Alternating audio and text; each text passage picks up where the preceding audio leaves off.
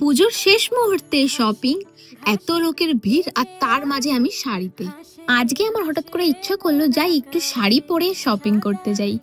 মায়েরা যারা মহিলারা আছেন তারাও তো সারাদিন শাড়ি পরেই থাকে, কেমন ভাবে তারা কাটান, আমার একটু ইচ্ছা করলো যাই দেখি।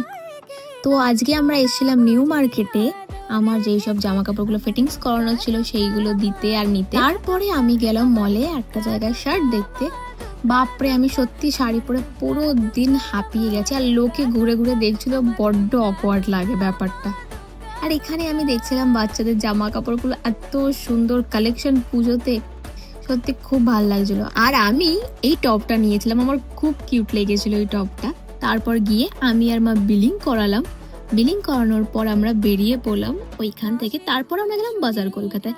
আর আমার মায়ের দেখো এন্ড মোমেন্টেও পছন্দ হচ্ছে না কিছু, তারপরে কিছু কিছু করে নিল।